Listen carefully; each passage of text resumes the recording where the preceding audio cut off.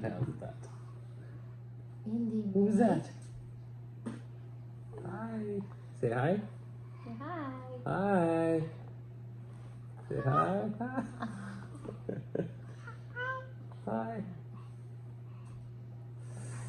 Hi. So we're just getting ready to wean calves, and we thought it was time to share the cows going out to pasture with you. Yeah, we're only like 5 months behind. Sorry, we're getting caught up. This is video spring recap part 2. So all about taking the cows to pasture. And do you want to talk about what we did, the rotational grazing? Yeah, it was a whole new setup for us. I used to have a pasture farm up in Bruce County. So the cows moved home and we set up a 40-acre rotational grazing system right here on the home farm, which has been amazing, super convenient. The cows get moved daily. This time of year, we've got the paddocks opened up. So we're doing just 20 acres on either side in the center alleyway. They're almost to the end of fall grazing, and then we'll start bale grazing for the rest of the season before they need to come in. But right now they're just spreading manure nicely for us, so we'll let them do that. So the rotational grazing is to maximize the use of the land. So like Belinda said, she was moving them every day, moving the water every day. So we had to put in a special water system with quick connects, which I think we talk about in some of the videos. Just moving the water every day, moving the cattle every day so that things will regrow. See ya. I've seen lots of rotational grazing setups and they're beautiful, but it felt so intimidating to do. I don't know why. It was a big setup. Brussels was a huge part of that. They did the fencing for us and the water connection, and they've been great for relying on. No. She's just into everything right now. The cows graze on one paddock for a day and then get moved, so that paddock then doesn't see cows for at least 20 days and gives it time to regrow. It's also not getting an immense amount of pressure on it, so there's still a substantial amount of grass left in those paddocks. Yep. So they're coming back really quick. Now, we had an ugly drought this summer. Yeah. So we did have to feed for probably 2 or 3 weeks in there. We were 4 weeks without rain, almost. Yeah. Hey, what are you into? It was so dry though, we ended up just stalling them on 2 paddocks. We joined them to give them more space, and then we were just bale grazing out there for a bit. So, oh my god. You got her? Yeah. But we were, during that drought, we were fairly convinced that we were able to last a little longer because of the rotational. Wouldn't you say that would be? Yeah, like a lot of the grasses went dormant, but the alfalfas and the trefoils and the clovers were still growing. Yep, So, yeah. Hello, you want to be back in on this?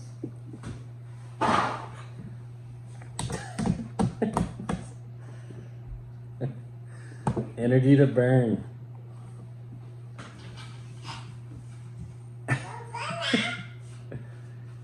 Anyways, I was gonna say, as you'll see in the video, we've really enjoyed the rotational grazing on the whole. It didn't come without its share of learnings and challenges, but it's been pretty cool to see that land transform. It's kind of been like a nice evening reset for us too. Sure. A lot of nights we go back and move the cows, maybe have a beer, just kind of enjoy the sunset. Yeah.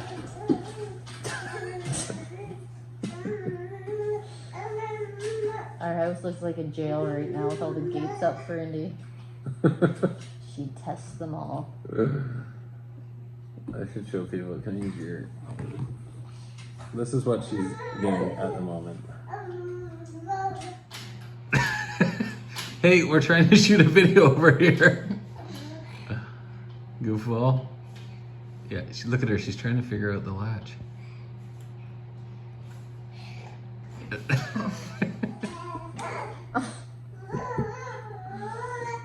Wow.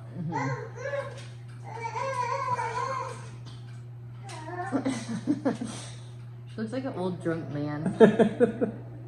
She sounds like an old drunk man. Yeah. You want to talk about August? What happened in August? Yeah, sure. So August 31st. 31st, you tell the story. August 31st, we went out to the pasture. We'd had rain for what, 2 or 3 weeks Yeah. after the drought. And Even longer than that. I'll get there. okay. 3 or 4 weeks after the drought, we'd been getting rains. The pasture was regrowing beautifully. We weren't feeding bales out there anymore. And I walked out to 2 dead calves on pasture. And those calves would be 8 years old. Yeah. So we called the vet to do a post-mortem. 2 is more than just a coincidence. And the vet was already en route, and we did postmortems, and it was like not really able to pinpoint exactly what was going on. So we decided to go back. We were looking for issues in the herd. We were looking for noxious weeds, like trying to find answers basically, because the calves themselves, when we opened them up, looked beautiful and healthy inside. Did the coyotes run them? Like, there was no bite marks though to indicate we that. couldn't figure anything out. So then the vet and I went back and we got back there, and then that's when we discovered bloat. There was a cow that was blown up but not emergency, and a couple calves that needed to be addressed. So she left, we got the products we needed, we were getting the chute set up, and as I was coming back up to the barn in my truck, I looked in my rearview mirror and I watched another one drop. So Jeremy went back and walked the herd to keep everything moving, and the situation escalated very quickly. The vet ended up coming back and helping us on pasture. Metzger's did an emergency drug delivery. We lost a few animals that day. I'd never seen frothy bloat before, and it's a mean beast. It was a horrific day. It's not something I will ever forget. So I don't know. And the hardest part is like you can't find answers. There's not really a black and white with frothy bloat. It's not the same as like grain overload or grain bloat. So talked to the vet a lot about what to do. We put them on a water treatment that would help prevent those bubbles forming in their stomach. And then actually probably the best conversation, not that the vet wasn't great, but the forage analysis in the area that does all our feed tests for us, I had a great chat with him. And his comment to me was, it's like seeing lightning strike. Most of us will never see that in our lifetime, and those that do will probably never see it twice. It's just the perfect storm condition-wise. Basically, pasture had been regrowing, but then all of a sudden we got this huge surge of heat in late August, and it started to rapid grow. It had come out of dormancy, and all the forage that was there was low lignin, so it was basically them eating pate. They had nothing to digest, and it started forming these gas bubbles, and yeah. And it was something that probably adjusted and was fine within a few days, but we kept them on the water treatment just for insurance because I really didn't want to see that twice in 1 year. So Sorry. it's all good. Busy child. Yes, not a fun day. No. And hard to take away any learnings that you're going to change any management decisions based on it. Because Yeah, so every year our pasture gets more mature. There'll be a lower risk for that. 5 years from now, it won't be something we ever think about. Yeah. Just the drought and then the rain and the heat and New seeding. everything lining up perfectly. And it's really something that you need to watch out for typically in May. Yeah. Not August, September. So And I think, well, we did hold off on putting the cows out there because of that. You said yeah, we you waited want till to the make sure there was alfalfa was enough flowering. growth. Yeah. Yeah. That it was mature enough, the protein had dropped, and the plant was there structurally, and Yeah. we were okay in the spring. Yeah. But Anyways, yeah. fun with farming.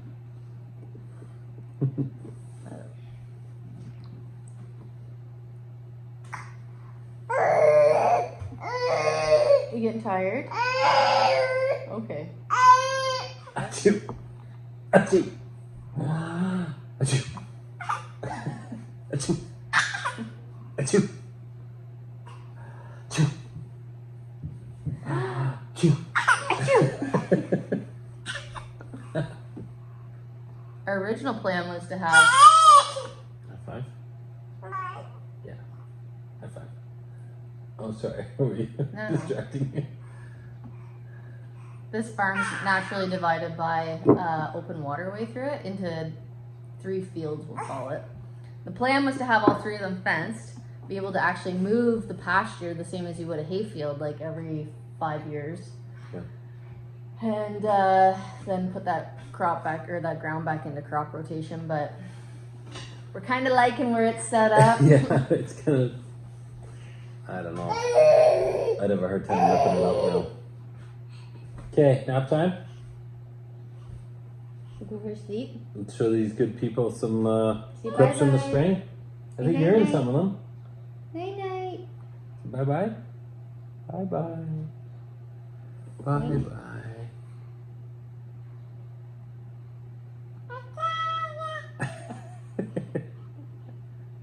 All right. Okay.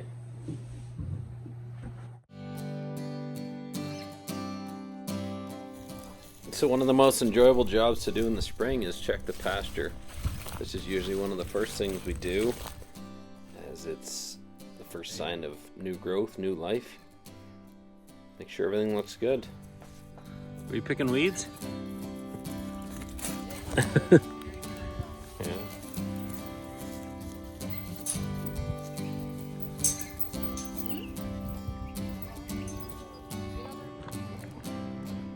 Next up, we have a bit of gear. We got to get to the field.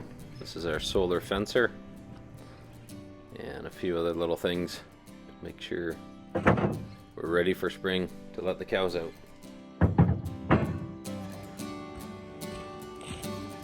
You want to drive? Yeah. He's a crazy dog. She is a crazy dog. What's over there for me? Carry it down right down here. Come on, we got work to do. Debbie, can you do it? Okay. One down here.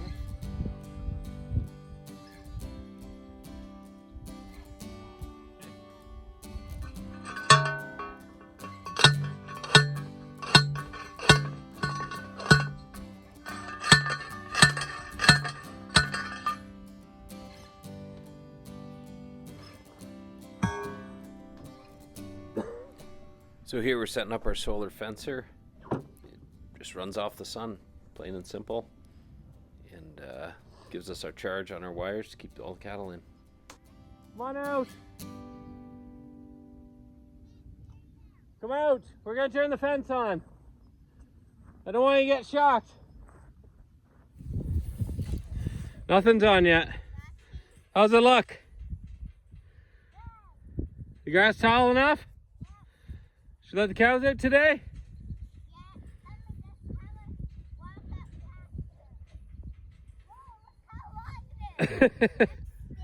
It's up to your waist. Lots of cow food. There you go. Rocks. See the little orange thing with the white wire? Can you bring it? That's the fence tester. Okay. Yeah, that thing. That's the fence tester. That's how we know how good a job it's doing. Okay. Thanks. Let's roll. Solar fencer. It's been charging for a couple days.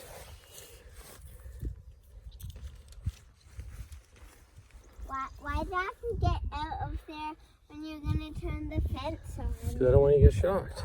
Okay? But I'm not going to touch that fence. Well, don't touch anything now, okay? I gotta turn it on.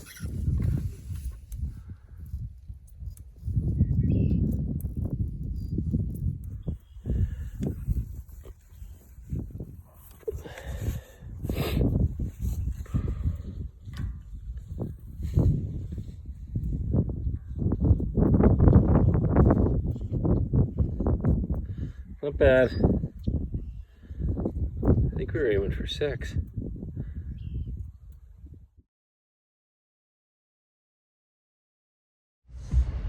I'm currently backing up the trailer, and I have both Belinda and her dad giving me directions.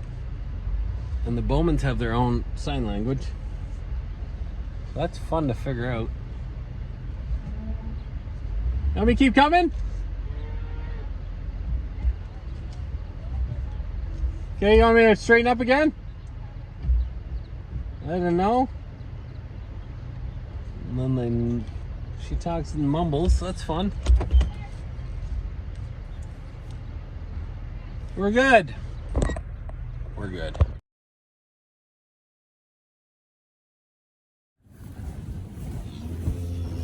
Hey girls. Ready?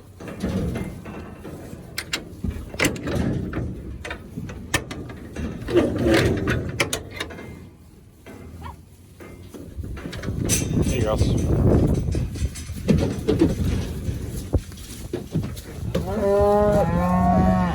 Let's go. Come on, girls. Up, up, up. Let's go. Up, up. Come on. We're good.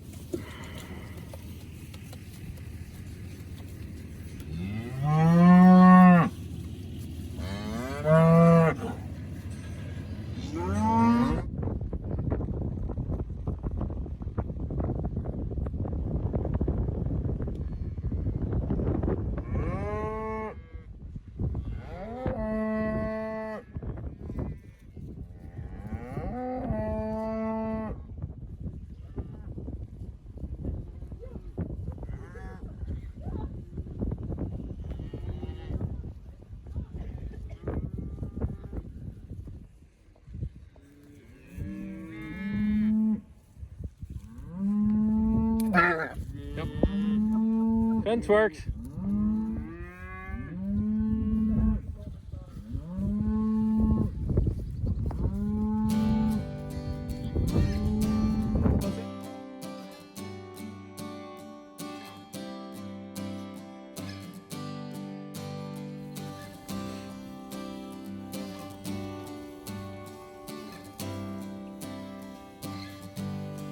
Waiting for you.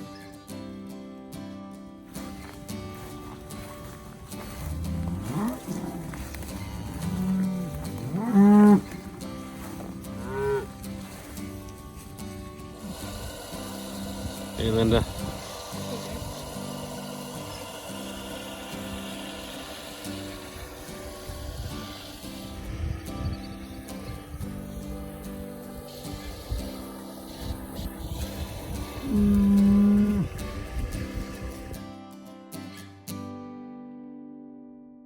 It's Jer and Belinda and a creepy monkey.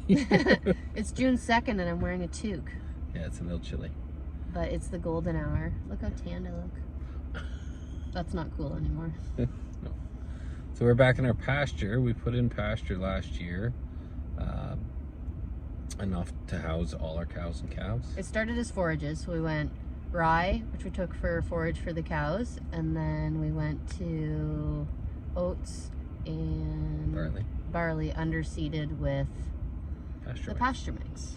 So we took the nurse crop off, baled it up, and we let the pasture sit a little bit longer this spring before we let the cows back here. And we are really happy with our decision for a lot of reasons. Good for the cows. It's good for us. It's good for nature. Good for the soil. You know what it is carbon for sink. me is part of it is like you take from the earth. Mm-hmm. It feels like we're giving something back. Agreed. Like I can't get over the amount of birds that are in here. I know. So on all these fence lines, there's like, I can just see birds everywhere. Yeah. Like a lot of birds that nest in grasses. So bobolinks, they're endangered. There's tons of red-winged blackbirds back here. The barn swallows, it looks like they come back in the evening from the barn to hunt back here. It's kind of cool. Super cool. And we've got a heron that's hanging out at the pond. We just finished that project. We had Chris Crump and Mike Early in here, so they work with Alice, and they've been doing environmental wetland projects. Alice is not a person. Alice is an organization. Yeah. ALUS. Yeah, so we're putting down 2 acres of pollinator mix around the pond. They put a predator perch up. There's going to be like a wetland habitat in there. What else? Snake pit. Hibernaculum. Spell that. Write that down. I can. Go. Nacalum.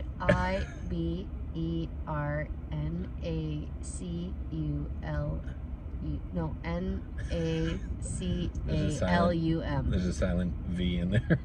Nacalum. It's our little hideaway. Yeah, it's beautiful. So yeah, rotational grazing. Rotational grazing. We see a lot of benefits to it. Yep.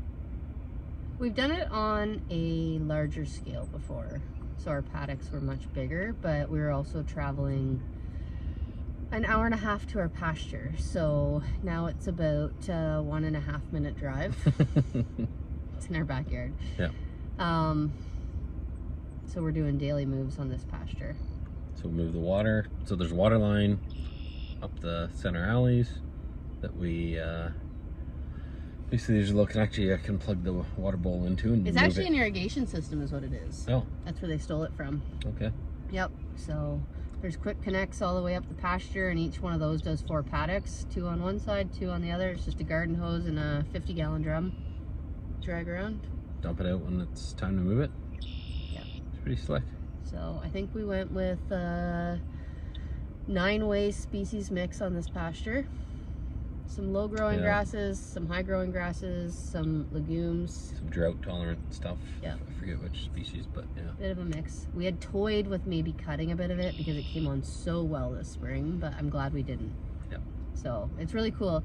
Even now seeing, so a paddock gets grazed and then it doesn't see cows again for 22 days. So that gives it that much time to regrow. Yep. And a grass plant needs at least 3 inches of growth left on it in order for it to grow. So when pastures get really buzzed off, they kind of go into a dormant state to protect themselves, and they put all their energy back into their roots. So the concept behind this is that you're encouraging constant growth.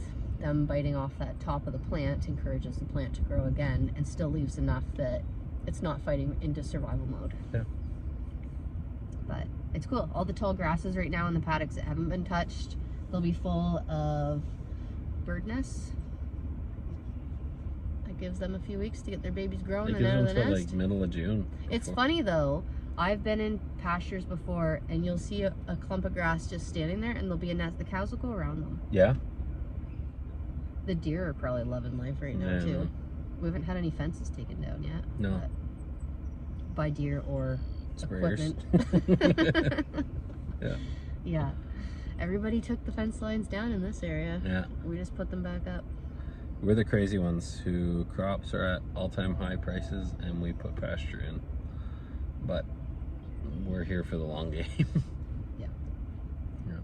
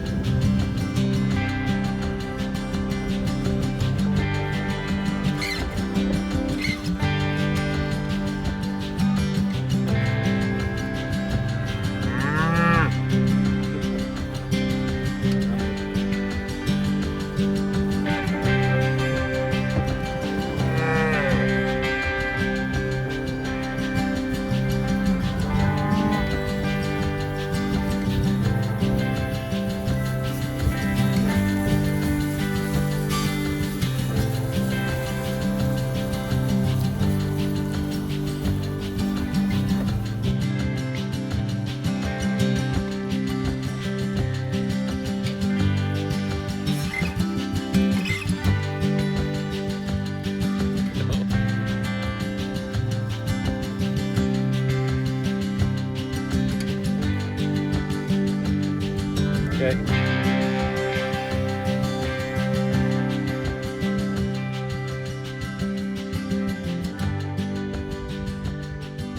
It's a video.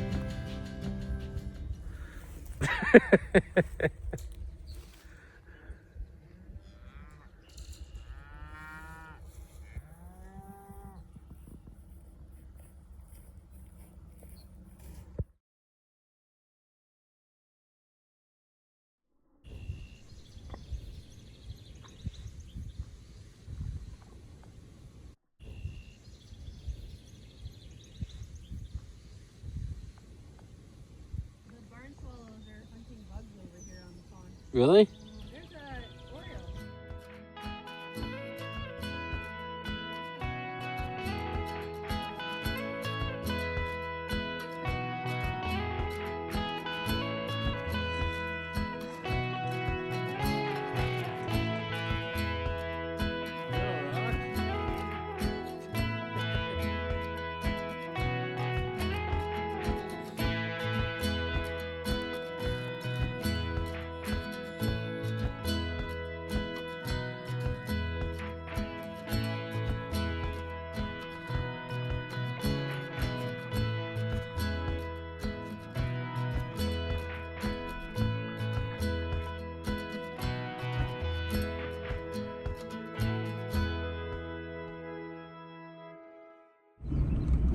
Driving through the pasture. Gonna eat me a lot On of a piece. blackbirds. What are those birds? Are those just boring crows? Starlings. Starlings. Oh, that was a red-winged blackbird. Boring.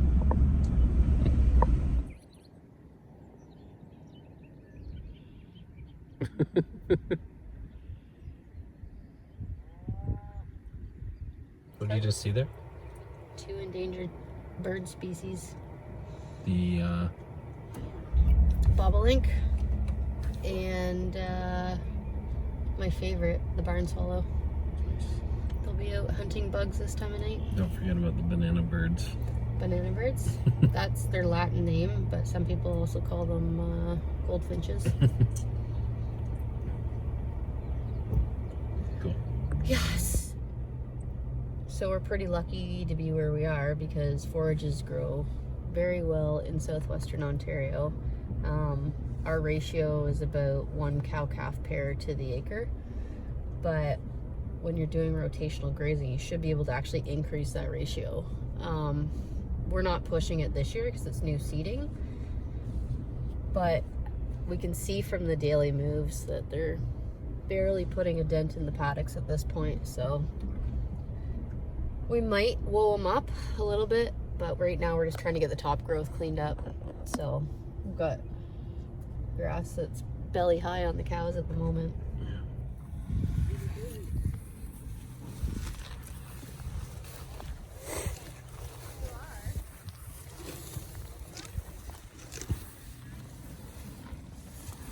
Hey, girls. It's good. And the other thing we're dealing with right now is we've actually got alfalfa weevil that's moved into this field. So the easiest way to get rid of it without spraying some sort of insecticide is the cows eat the alfalfa. No alfalfa, no weevils. Mm-hmm. I was like, there's the heron. It's Roxy. Oh, there is the heron though. Right above here. Yeah, the bush. Probably heading for the pond. You can't see it through my dirty window. No, I think it's coming this way. It's coming right overhead.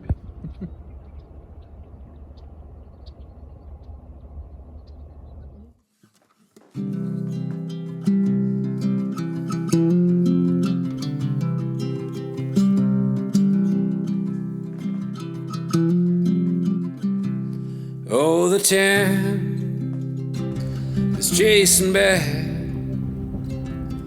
We're gonna chase it till birds fill the sky.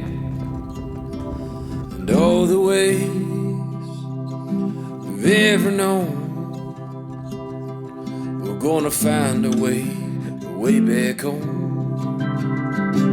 And all the birds that fly now, all the song is fading now. And all these days we had, they're never ours to keep. When the sun sets low, when the sun sets low, when the sun sets out, you're coming home.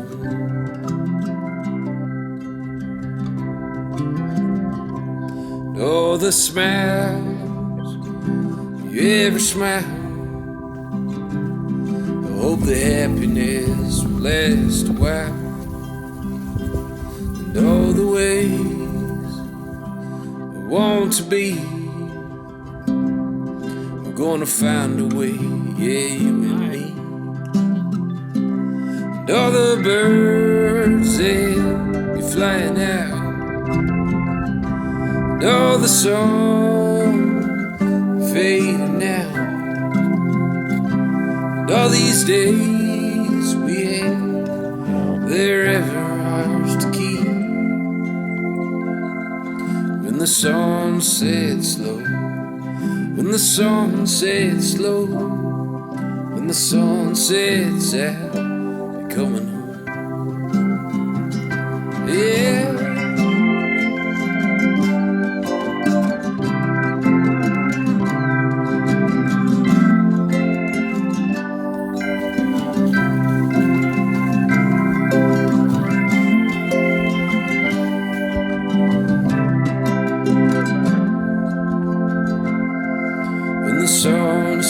sets low, when the sun sets low, when the sun sets, I'm coming home.